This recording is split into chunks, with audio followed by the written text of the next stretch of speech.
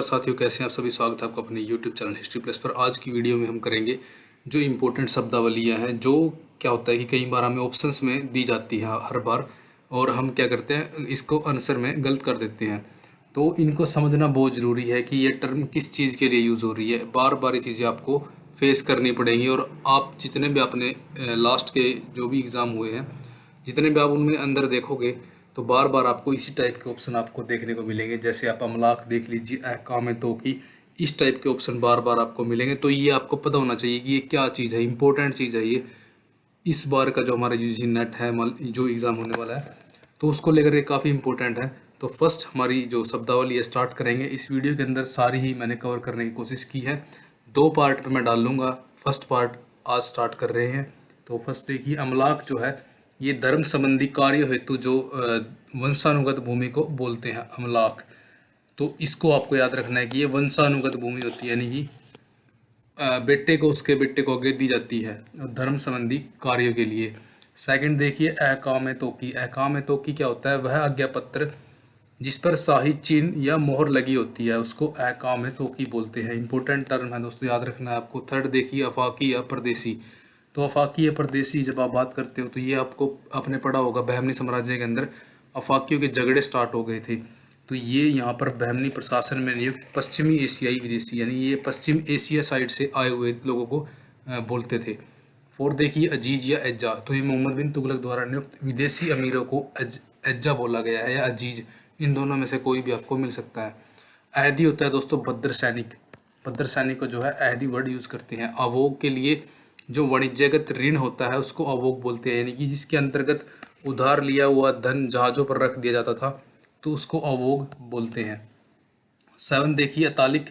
अतालिक की जब बात करोगे आप तो उसको संरक्षक बोलते हैं हिंदी में। जैसे कि जब बैरम खान वगैरह की बात होती है तो अतालिक वर्ड यूज हो जाता था उसके साथ, क्योंकि वो अकबर का संरक्षक था। कुछ इस टाइप से आपने पढ़ा होगा।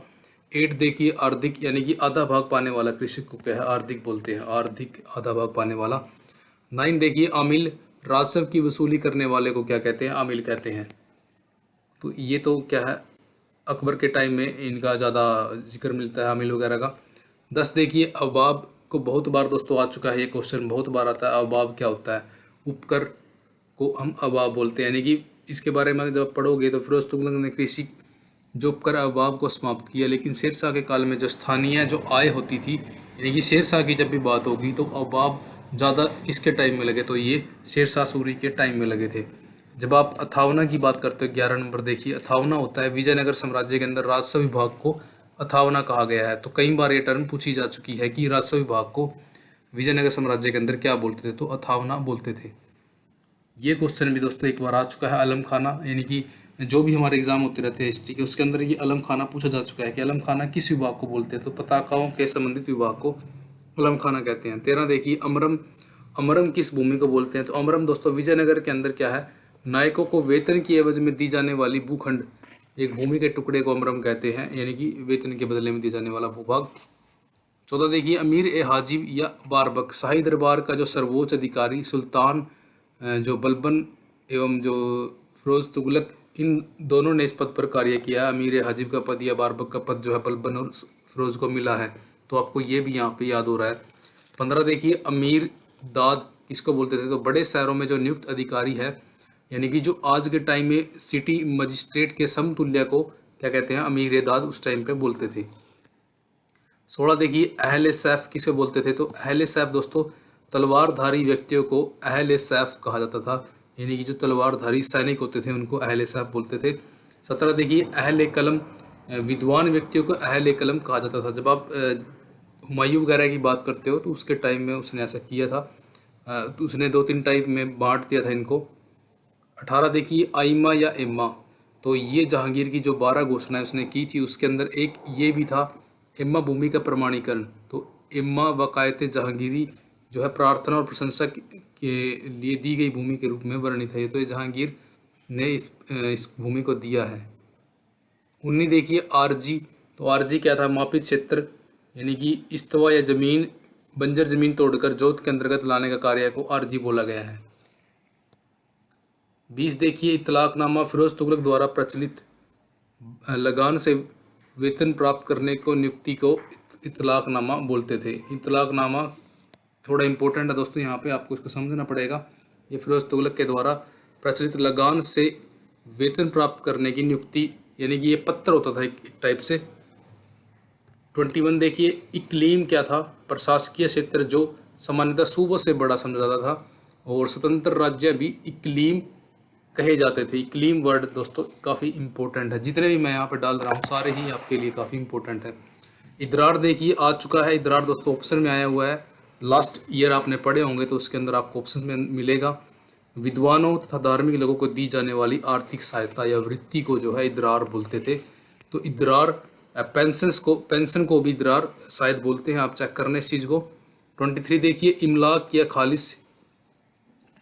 खालिस वर्ड आया है। तो ये खालिस जो है सुल्तान की निजी आय को जो है इमलाक और खालिस, जब भी आपको सुल्तान की निजी आय से संबंधित कोई क्वेश्चन आएगा तो यहाँ पे अगर आपको इमलाक वर्ड भी लिखा हुआ तो वो भी ऑप्शन यहाँ पे सही हो सकता है। कई बार वो खालिस या खालसा नहीं देगा, तो आपको दोनों के अंदर पजल नहीं होना, चीज़ों को समझ के चलना है आपको।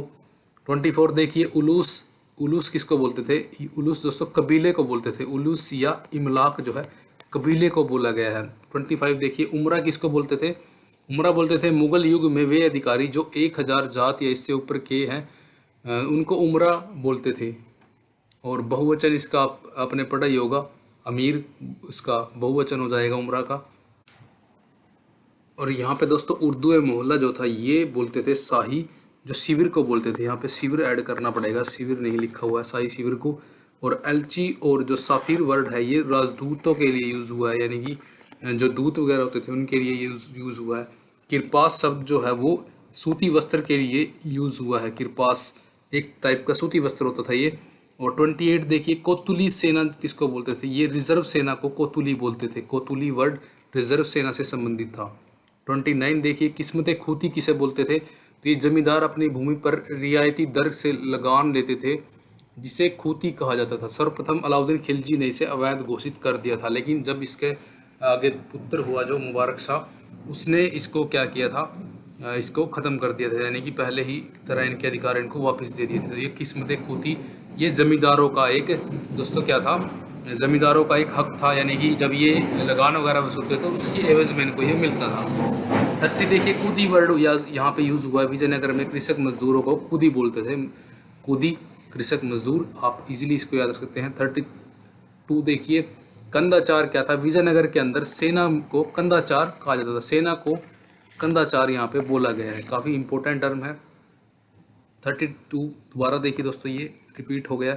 करताज देखिए, पुर्तगालियों द्वारा हिंद महासागर में व्यापार करने हेतु जारी किया जाने वाला अनुमति पत्र, जिसे खुद अकबर ने भी इसको प्राप्त किया था। कारतज आपको कई बार एग्जाम के अंदर मिला होगा, तो ये पुर्तगालियों ने स्टार्ट किया था, इंपॉर्टेंट चीज़ है।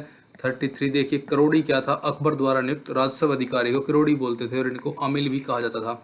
और इनको करोड़ी इसलिए बोलते थे दोस्तों, इनको 1 करोड़ रुपए इकट्ठा करना होता था जिस एरिया में ये होते थे। 34 देखिए, कुश्क किसको बोलते थे? कुश्क एक रिहायशी किले को बोलते थे। 35 देखिए, कोलिंग क्या था? कोलिंग या किलिंग जो था, इन्हीं को उत्तरी भारत में बंजारा कहा गया है। बंजारा वर्ड जो है कोलिंग, ये साउथ के लिए एक टर्म यूज हुई है। कोलिंग जैसे यहाँ उत्तर भारत में बंजारा थे, तो साउथ में इनको कोलिंग या केलिंग बोला गया है। 36 देखिए, काला सिक्के को बोलते हैं दोस्तों। रुपए का यह 16वां भाग था। 16वां भाग आपको याद रखना है, जब भी काला वर्ड ऐसा कुछ आएगा सिक्के को लेकर के, तो ये 16वां भाग था, इंपॉर्टेंट है दोस्तों ये। 37 देखिए, कोवड़ो क्या था? कोवड़ो क्या है? गज का पुर्तगाली माप था। गज का एक पुर्तगाली माप था। गज आपको पता ही है, गज मापने की एक इकाई है, और ये पुर्तगाली इकाई है कोवड़ो। कोवड़ो इंपॉर्टेंट है। 38 देखिए, कुफ्र क्या था? कुफ्र क्या है दोस्तों? इस्लाम मान्यता में विश्वास ना रखना, यानी कि इस्लाम को ना मानना, कुफ्र बोला गया है उसको। 39 देखिए, कुरियत क्या है? कुरियत गांव को बोलते थे, कुरियत गांव को। और देह का जो पर्यायवाची है इसको भी बोला गया है। 40 देखिए, कोतवाल क्या है? नगर एवं किलो के अधिकारी को जो है कोतवाल कहते थे। नगर और किलो के अधिकारी को कोतवाल बोलते थे। अकबरनामा में जो है कोतवाल के कार्यों का वर्णन मिलता है। अकबरनामा के अंदर जो है इसके कार्यों का वर्णन है। मनुची ने भी कोतवाल के कार्यों का वर्णन किया है। जब भी आपको दोस्तों कुछ ऐसा मिले कि मनुची ने कोतवाल के बारे में कुछ इस टाइप से बोला है, तो वो आपको सही होगा, क्योंकि नेट में काफ़ी क्वेश्चन इस टाइप से आते रहते हैं। 41 देखिए, खानजादा क्या था? वे अमीर जिनके पूर्वज एक पीढ़ी से अधिक जो है मुगल शासक की सेवा में रहे वे खानजादा कहलाए। तो ये यहाँ पे सही है। 42 देखिए ख्वाजा सरा क्या था। ख्वाजा सरा दोस्तों हरम की रक्षा करने के लिए नियुक्त हिजड़ों को ख्वाजा सरा बोला गया है। बंगाल में हिजड़ों का व्यापार होता था, ये आपको पता होना चाहिए। और जहांगीर ने जो है हिजड़ों के व्यापार पर रोक लगा दी थी, ये इंपॉर्टेंट है दोस्तों। और आपने अगर इस चीज़ को पढ़ा होगा कि दास व्यापार पर रोक लगा दी थी अकबर ने, लेकिन जब पूर्णतः रोक की जब भी बात होगी, अगर इस टाइप का क्वेश्चन आए कि पूर्णतः जो है दास व्यापार किसने बंद किया, तो ये जहांगीर ने किया था, क्योंकि जहांगीर ने हिजड़ों के व्यापार को बंद किया था। हिजड़े भी उस टाइम दास में आते थे, लेकिन अकबर ने हिजड़ों के व्यापार को बंद नहीं किया था। तो ये रीज़न है इस आंसर का। 43 देखिए खुद कास्ट क्या था। खुद कास्ट, पाई कास्ट, कई बार ये छोटे मोटे जो भी हमारे एग्जाम होते हैं उनमें बहुत बार क्वेश्चन आता है। खुद कास्ट क्या है? यह रियायती या उच्च वर्गीय किसान, जिसे राजस्थान में गरुहल्ला या करसा तथा महाराष्ट्र के अंदर मिरासदार भी कहते हैं। तो ये टर्म 3-4 एक ही चीज़ से आप जोड़ के याद रख सकते हो। खुद कास्ट, गरुहला, करसा और महाराष्ट्र के अंदर मिरासीदार भी इनको बोलते थे। 44 देखिए खिल्लत क्या था। खिल्लत एक विशिष्टता सूचक एक विशेष वस्त्र था। और ये जो है ये खिल्लत जो वस्त्र बनता था ये सल्तनत काल में लगा लीजिए या मुगल सल्तनत काल में मोस्टली ये बनता था, लेकिन इसको बनाने की जो फैक्ट्रियाँ वगैरह या कंपनी वगैरह खुद की जो इनकी ही थी, सल्तनत की ही थी, तो खुद ही इसको सल्तनत डिज़ाइन करती थी। 44 देखिए खिदमती क्या था। खिदमती पराजित भारतीय सरदारों द्वारा दे कर होता था। तो जो भारतीय राजा पराजित हार जाते थे उनको खिदमती देनी होती थी। 45 देखिए खिराज। खिराज क्या था? ये गैर मुसलमानों से लिए जाने वाला कृषक कर था, यानी कि जो मुस्लिम नहीं है उनसे लिए जाने वाला ये कृषक कर था, कृषि के अंदर आएगा, ये कृषि कर था। 45 देखिए खुम्मस या माल ए गनीम। जो खुम्मस है दोस्तों और माल ए गनीम है, ये अलग अलग है, यानी कि एक ही उसके दो वर्ड हैं। तो ये जो है लूट के धन को कहते थे खुम्मस। अलाउद्दीन खिलजी और मोहम्मद बिन तुगलक दोनों ऐसे शासक हुए हैं जिन्होंने जो है 80% दोस्तों खुद रखा था और 20% जो है सैनिकों को दिया था। और जबकि क्या होता है इस्लाम के कानून के अनुसार 20% जो है राजा को रखना होता है और 80% जो है उसको अपने सैनिकों में बांटना होता है। तो इन्होंने दोनों ने उल्टा कर दिया था, इन दोनों को आपको याद रखना है। ये है दोस्तों हमारा लिंक, जो टेलीग्राम का लिंक है, यहाँ पे लेटेस्ट अपडेट हम डालते रहते हैं, तो आप यहाँ ज्वाइन कर सकते हो। टेलीग्राम पे आप सर्च कर सकते हो, आप इतना ही सर्च करोगे हिस्ट्री प्लस लिखोगे तो आपको लिंक आपको अपने आप ही वहाँ पे पहुँच जाओगे आप। 46 देखिए ख्वाजा या साहिब ए दीवान क्या था। बलबन द्वारा प्रांत में वजीर की सिफारिश की थी इसमें, तो ये ख्वाजा की जो नियुक्ति की थी तो ये बलबन ने की थी और इम्पोर्टेंट है ये चीज़। 47 देखिए खालसा जो है शासक के प्रत्यक्ष अधीन रहने वाली भूमि खालसा कहलाती थी। और इस भूमि में क्या था, जो आय होती थी वो सुल्तान के व्यक्तिगत खर्च के लिए क्या है प्रयोग की जाती थी। काफ़ी इंपॉर्टेंट चीज़ है दोस्तों ये। जहांगीर ने खालसा भूमि का आकार, तो आपको ये भी चीज़ पता होनी चाहिए कि जहांगीर के टाइम में जो है खालसा भूमि का आकार कम हो गया था, जो कि कुल क्षेत्र का 1/9 रह गया था। और औरंगजेब के समय में खालसा भूमि जो है सर्वाधिक थी, जो कि कुल क्षेत्र का 20% थी, क्योंकि इसने साउथ की भूमि को भी जीत लिया था, इस वजह से इसके टाइम में खालसा भूमि ज़्यादा हो गई थी। 48 देखिए गुल क्या था। गुल सेना का केंद्रीय स्थल को गुल बोलते थे। गज ए सवाई क्या था। गज ए सवाई जो था औरंगजेब की बड़ी तोप थी, जो जलपोत से यानी कि जलपोत था ये। और आपने देखा भी होगा तानाजी के अंदर, आपने देखी होगी अगर तानाजी मूवी, तो उसके अंदर भी दिखाई गई है। 50 देखिए गुसल खाना। गुसल खाना क्या था। मंत्रणा यानी कि गुप्त मंत्रणा इसके अंदर होती थी, इसको गुप्त मंत्रणा कक्ष बोलते थे। शाहजहाँ के समय में इसे दौलत खाना एक खास भी कहा गया है। दौलत खाना एक खास जो है गुसल खाना को बोलते थे शाहजहाँ के टाइम में। तो 51 देखिए गंडराय क्या था। गंडकोल और गंडराय एक ही बात है। विजयनगर राज्य में प्रचलित भूमापन की इकाई को हम गंडकोल या गंडराय बोलते थे। और ये 52 गज अनाज मंडी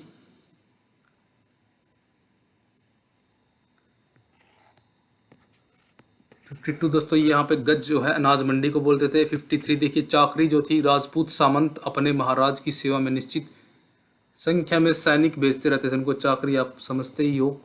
चौथ क्या था। मराठे लेते थे। पड़ोसी राज्यों से लिए जाने वाला एक चौथाई कर जो शिवाजी की आय का मुख्य साधन क्या था, चौथ था। आपको ये भी याद होना चाहिए। गुजरात के जो जमींदार थे दोस्तों इस टाइप का एक ऐसा ही कर लेते थे जिसको बंट बोला गया है। बंट इंपॉर्टेंट है। बंट और चौथ सेम है बिल्कुल। चलनी क्या होती थी, पिछले वर्षों में जो मुद्रा चलती रहती थी उसको चलनी बोलते थे। चाउस क्या था, वह अधिकारी जो दरबार तथा सेना की पंक्तियां ठीक करते थे। इंपॉर्टेंट है दोस्तों चाउस वर्ड, जो दरबार की पंक्तियां में जो बैठे होते थे, इनकी सेटिंग करते रहते थे ये, कैसे बैठना आपको, कैसे नहीं बैठना। 57 देखिए चकला क्या था, चकला क्षेत्रीय इकाई जो शाहजहां के द्वारा निर्मित की गई थी और कुछ महलों को मिलाकर बनाई गई थी, लेकिन सरकार के समानार्थी, और ये सरकार के बिल्कुल समानार्थी नहीं थी। जो सरकार यानी कि जो इकाइयाँ बनी हुई थी जैसे कि प्रांत, सूबे सूबा वगैरह इनका होता था, चकला इसने एक बीच में इकाई ऐड कर दी थी शाहजहां ने, ये आपको याद होना चाहिए। जौहर क्या था, एक शब्द की उत्पत्ति जो है जुत ग्रह से हुई है, जिसका तात्पर्य क्या है, लाख से बना हुआ, जिसका उल्लेख महाभारत में भी हमने पढ़ा है। फारसी में जौहर का पहला साक्ष्य जो है अमीर खुसरो ने पेश किया है तारीख अलाई बुक के अंदर, या खजाइन फतू, दो नाम है इसके। तो इसके अंदर जो है जौहर का पहला साक्ष्य मिलता है, फारसी बुक है ये, फारसी के अंदर लिखी गई है। इंपॉर्टेंट है दोस्तों काफ़ी। जिम्मी या धिम्मी किसको बोलते हैं, तो जिम्मी या धिम्मी बोलते हैं इस्लामिक राज्य के अंदर रहने वाले संरक्षित गैर मुसलमान प्रजा को, यानी कि जो हिंदू वगैरह उस टाइम में रहते थे उनको जिम्मी धिम्मी बोला गया है। 60 देखिए जवाबित क्या थे, जवाबित राज्य द्वारा निर्मित कानून थे, और इनको जो है आपने पढ़ा ही होगा कि औरंगजेब ने जो है जवाबित आलमगीरी कुछ इस टाइप की बुक लिखवाई थी, तो ये राज्य के द्वारा निर्मित कानून होते थे, ना कि ये इस्लाम के थे, ये राज्य इनको निर्मित करता था। 61 देखिए जमादामी क्या था, जमादामी दोस्तों एक अनुमानित कर या प्रिडिक्टेड टैक्स को जमादामी बोलते थे, इंपॉर्टेंट टर्म थी।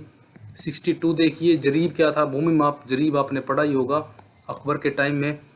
63 देखिए जिहाद क्या था, जिहाद एक निर्धारित करों के अतिरिक्त एक देय, यानी कि जो कर निर्धारित कर दिए गए हैं उनके अतिरिक्त भी कुछ देना रह जाता था, तो उसको जिहाद बोला गया। जिहाद और जिहाद दोनों अलग चीज़ हैं। 64 देखिए टप्पा क्या था, छोटी भूसंपदा या गाँवों का समूह को टप्पा बोला गया है, छोटी भूसंपदा या गाँवों का समूह। 65 देखिए टका क्या था, इंपॉर्टेंट है, कई बार क्वेश्चन आ चुका है टका के ऊपर। इल्तुतमिश द्वारा जारी की गई चांदी का सिक्के को टका बोलते थे। और उत्तर भारत में जो है 1 टका क्या था, जीतल, और दक्षिण भारत में 1 टका जो है 50 जीतल के बराबर होता था दक्षिण की, और जब उत्तर की बात करेंगे तो 1 टका 50 जीतल के बराबर होता था। 66 देखिए तुरुस्त दंड कर जो है, कई बार क्वेश्चन 2 बार आ चुका है नेट में, तो यह गढ़वालों के मन्नेर ताम्रपत्र अभिलेख के अंदर इसका वर्णन हुआ है, जो कि तुर्कों से वसूला जाता था। और ये सिंचाई कर था दोस्तों, एक टाइप का सिंचाई कर था ये आपको याद होना चाहिए। 67 देखिए पतला क्या था, पाल और प्रतिहार प्रशासन में विषय के नीचे की इकाई को पतला बोलते थे, विषय के नीचे की इकाई को पतला बोला गया है। ताबीनान सैनिक को बोलते थे, ताबीनान। 69 देखिए ताजिक क्या था, गैर तुर्क को ताजिक बोलते थे। ताजिक लोग जो थे मावरा उन नहर और खुरासान क्षेत्र के ईरानी थे, और इल्तुतमिश का वजीर जुनैदी जो था वो भी एक ताजिक था, आपने पढ़ा होगा इसके बारे में, तो ये जुनैदी भी ताजिक था। 70 देखिए तुमन क्या था, एक 10,000 की सैनिक टुकड़ी को तुमन बोलते हैं, ये हमारा लिंक टेलीग्राम। 71 देखिए तरफदार क्या था, तरफदार जो है बहमनी प्रशासन में तरफ या प्रांतों के प्रमुख को तरफदार बोलते थे। बहमनी प्रशासन की बात हो रही है तो यहाँ तरफदार होता है। तुयूल दोस्तों 2 बार क्वेश्चन आ चुका है, तुयूल क्या था, जागीर का समानार्थी शब्द को तुयूल बोलते हैं। तुयूल भूमि, तुयूल, इस टाइप से आपको वर्ड मिल सकता है। ये जागीर का समानार्थी, जहाँ पे जागीर वर्ड ना आया होगा और तयूल लिखा होगा तो ये जागीर का काम करेगा। 73 देखिए तकसीम वर्ड, आप अभी भी अब डॉक्यूमेंट वगैरह देखते हो तो वहाँ पे लिखा मिलेगा तकसीम, यानी कि आप जब भी आप अपना डोमिसाइल वगैरह बनवाओगे तो वहाँ पे तकसीम आपको लिखा मिलेगा उस डॉक्यूमेंट के अंदर। आज भी ये वर्ड फारसी के चल रहे हैं। तकसीम वह दस्तावेज जिसमें स्थानीय भू क्षेत्र अथवा राजस्व के आंकड़ों का विवरण दिया गया हो उसको तकसीम बोलते थे। 74 देखिए तलब, तलब ए मनसबदार क्या है, तलब ए मनसबदार का वेतनमान जो है इसको तलब बोलते हैं दोस्तों। जब मनसबदार जो है वेतन की मांग करेगा तो तलब उस वर्ड को बोला गया है। जब आजकल भी ये वर्ड यूज़ में है, तलब, किसी चीज़ की तलब लगना कि मुझे उस चीज़ की ज़रूरत है, तो मनसबदार के वेतन की मांग को तलब बोलते थे। 75 देखिए तज़कीर क्या था, एक प्रकार का धर्मोपदेश, तज़कीर बोलते थे। तो आपने पढ़ा ही होगा कि जैसे जिहाद वगैरह का जब नारा दिया गया था बाबर के द्वारा, तो उसको भी हम तज़कीर टाइप से कुछ याद रख सकते हैं। इतिहासकार जो मिनहाज है युद्ध में तज़कीर देने का कार्य करता था। मिनहाज का जब आप जिक्र करोगे तो ये तज़कीर युद्धों के टाइम में ये इस चीज़ का कार्य करता था। 76 देखिए, तकावी या सौंदर्य ऋण क्या होते थे, आपने पढ़ा ही होगा। तकावी या ऋण जो है ये मोहम्मद बिन तुगलक ने दिए थे। कृषकों को दिए जाने वाला राजकीय ऋण था, ये इंपॉर्टेंट है। ये राज्य की तरफ से दिए जाते थे। सर्वप्रथम मोहम्मद बिन तुगलक ने तकावी ऋण जो है राजकीय नीति का अंग बनाया। और 77 देखिए, तालुकदार क्या था, वे जमींदार जो किसी विशेष क्षेत्र का भू राजस्व वसूलने के लिए राज्य से अनुबंध करते थे, उनको तालुकदार बोलते थे। ये जमींदार थे जो किसी विशेष क्षेत्र का भू राजस्व वसूलने के लिए राज्य से अनुबंध करते थे कि हम आपको इतना राजस्व देंगे। इन्हीं को 17वीं शताब्दी के उत्तरार्ध में तालुकदार कहा गया है। दाखिल क्या थे, राज्य द्वारा नियुक्त वे सैनिक जो मनसबदारों के नेतृत्व में कार्य करते थे। दाखिल इम्पोर्टेंट, बहुत ज़्यादा इम्पोर्टेंट दोस्तों। इनको राज्य नियुक्त करता था और ये सैनिक जो थे मनसबदार के नेतृत्व में कार्य करते थे, यानी कि मनसबदार के खुद के निजी नहीं थे, राज्य के द्वारा इनको ऐड किया गया था। दाखिल इम्पोर्टेंट है मेरे हिसाब से दोस्तों। ये क्वेश्चन अभी पीजीटी एग्जाम के अंदर आया हुआ है। देहलीवाल क्या था, तुर्क विजय के समय दिल्ली में प्रचलित मुद्रा को देहलीवाल बोलते थे। देहलीवाल सिक्का आपने सुना होगा, जो है काफ़ी टाइम तक चलता रहा। ये जो है देहलीवाल जो सिक्का था दोस्तों, ये बहलो लोदी के टाइम तक चला है। दस्तूर क्या था, नियमों को दस्तूर बोलते थे। और राजस्व निर्धारण की आर्थिक इकाइयाँ, इनको भी दस्तूर बोला गया है। दस्तूर अल अमल जो है नियम की पुस्तिका को जो है दस्तूर अल अमल जब करेंगे, किसी नियम के ऊपर ही अमल किया जाता है, तो इस टाइप से भी आप इसको याद रख सकते हो। 82 देखिए, ददनी क्या थी, ददनी जो थी व्यापारियों द्वारा कारीगरों को दिए जाने वाला अग्रिम धन। पहले से ये धन दिया जाता, राशि दे दी जाती थी कि आपको ये प्रोडक्ट जो हमारे लिए तैयार करना है, उसको ददनी बोला गया है। दस्तार बंदान जो है ये उलेमा को कहा जाता था। दीवान बैतात जो है ये कारखानों को बोलते थे। जो मुगलों के टाइम में कारखाने आए तो मंजूमे या मुगल कारखानों के खर्च का परीक्षण करने वाले को जो है दीवान बैतात बोला गया है। बैतात कारखाना और दीवान बैतात जो इसका परीक्षण करता था। दासबंद क्या था, विजयनगर राज्य में तमिल क्षेत्र में सिंचाई में पूंजी निवेश कर आय प्राप्त की जाती थी, जिसे दासबंद कहा जाता था। तो विजयनगर के लेकर के इम्पोर्टेंट चीज़ है, जब तमिल क्षेत्र के अंदर सिंचाई में निवेश किया जाता था और उससे जो आय होती थी उसको दासबंद बोलते थे। 86 देखिए, दीवाने सादत, धार्मिक मामलों का विभाग दीवाने सादत होता था। इम्पोर्टेंट है दोस्तों, इसको आप नोट डाउन कर लीजिए, दीवाने सादत आ चुका है। 87 देखिए, दारुल हर्ब आपने पढ़ा ही होगा, वह प्रदेश जो इस्लामी शासन को स्वीकार नहीं करता और उनसे युद्ध करना न्याय संगत माना जाता था, तो दारुल हर्ब उसको बोलते हैं। 88 देखिए, दक्कनी या घरबी क्या थे, वे बहमी अमीर जो देसी मुसलमानों को दक्कनी या घरबी बोला गया है। जो देसी होते थे यानी कि लोकल्स को, बहमनी अमीर जो थे लोकल, उनको दक्कनी या घरबी बोला गया है। 89 देखिए, नायाब ममलिकात क्या था, सुल्तान बहरम शाह के द्वारा एक नया पद बनाया गया था जिस पर पहली नियुक्ति जो है एतकीन की हुई थी, और ये नायाब ममलिकात था। और आपने इसके बारे में पढ़ा होगा कि ये सुल्तान के पद को प्राप्त करने की एक सीढ़ी बन चुका था ये पद। 90 देखिए, नवसिदा क्या था, लिपिक या क्लर्क को नवसिदा बोलते थे, नवीसंदा। 91 देखिए, नाडू क्या था, चोल और विजयनगर के प्रशासन में जिले के लिए प्रयुक्त शब्द को जो है नाडू कहा गया है, यानी कि ये एक इकाई थी, बीच में आती थी, नाडू वलनाडू, आपने पढ़ा होगा। 92 देखिए, नस्तालिक क्या थी, शिकस्त और नास्तिलक एक ही बात है। ये एक प्रकार की जो है फारसी लिपि थी जिसे सुल्तान नसरुद्दीन महमूद एवं औरंगजेब दोनों लिखने में निपुण थे। और इन दोनों का आपको पता होगा दोस्तों, इनकी एक ही पत्नी रही है, नसरुद्दीन महमूद की और औरंगजेब की।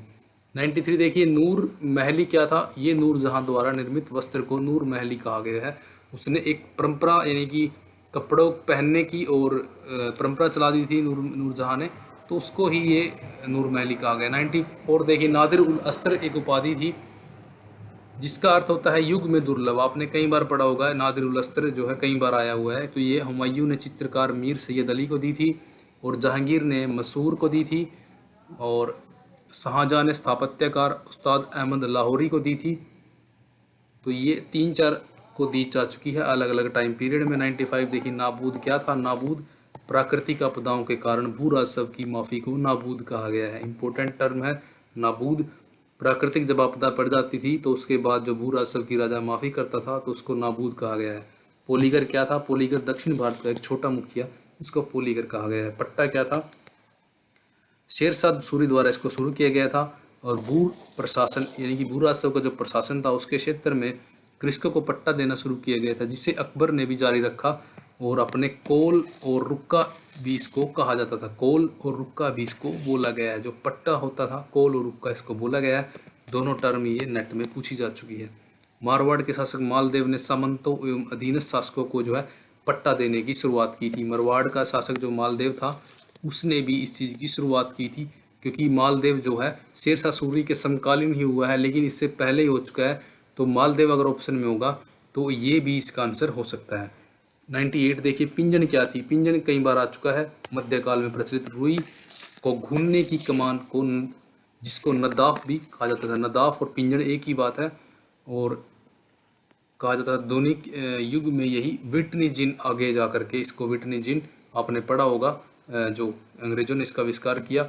99 देखिए, नानकर क्या थे? नानकर कानूनगो द्वारा वसूल किए गए लगान पर 1% दस्तूरी मिलती थी, जिसे नानकर कहा जाता था। ये 1% दस्तूरी जो मिलती थी इसे ही नानकर कहा गया है। कानूनगो द्वारा वसूल किए गए लगान पर 1% जो दस्तूरी मिलती थी उसको नानकर कहा गया है। 100 देखिए, नवरोज क्या था? 19 दिनों तक चलता था। आपको ये भी यहाँ पे पता लग रहा है दोस्तों, 19 दिन तक नवरोज चलता था और ये ईरानी त्यौहार था। बलबन ने इसको शुरू किया था और दिल्ली सल्तनत में, और नवरोज की शुरुआत की थी और औरंगजेब ने इसको बंद कर दिया था। 1669 के लगभग इसने इसको नवरोज मनाना बंद कर दिया था और अकबर पहला मुगल बादशाह था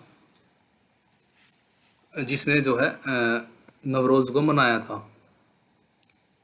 101 देखिए, पाही क्या था? पाही दोस्तों अस्थाई किसान, हमने पढ़ा ही है। पाही काश्त, खुद काश्त, अस्थाई किसान होता था ये। 102 देखिए, पात्र क्या था? पात्र रखेल को बोलते थे, जिसे आमतौर पर पत्नी समझा जाता था। पात्र रखेल के लिए एक वर्ड यूज हुआ है पात्र, तो इम्पोर्टेंट है ये।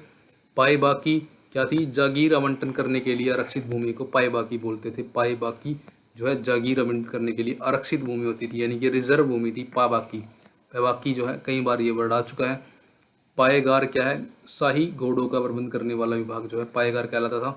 पेशकश क्या थी? पेशकश वह राशि जो अधीनस्थ शासक तो जमींदार द्वारा बादशाह को भेंट की जाती थी। पेशकश आपने पढ़ा ही होगा, ये तो बिल्कुल ईजी था। पायक क्या था? पैदल सैनिक को पायक बोलते थे। कुशल पायक जो है बंगाल से आते थे, यानी कि जो कुशल सैनिक थे उस टाइम के पायक पैदल चलने वाले, तो वो बंगाल से आते थे। फाजिल क्या था? फाजिल एक टाइप से इक्तेदारों द्वारा सरकारी खजाने में जमा की जाने वाली अतिरिक्त राशि को फाजिल बोला गया है। तो इसकी राजा डिमांड भी कर सकता था कि जो फाजिल आपके पास राशि है उसको वापस भेजिए। तो ये दोस्तों अभी तक के 107 थे जो हमारे बच गए हैं, लगभग 200 होंगे। काफ़ी इंपॉर्टेंट है, मेडिवल को लेकर के काफ़ी इंपॉर्टेंट है दोस्तों। इसको आप 1-2 बार करोगे तो आपको याद हो जाएंगे।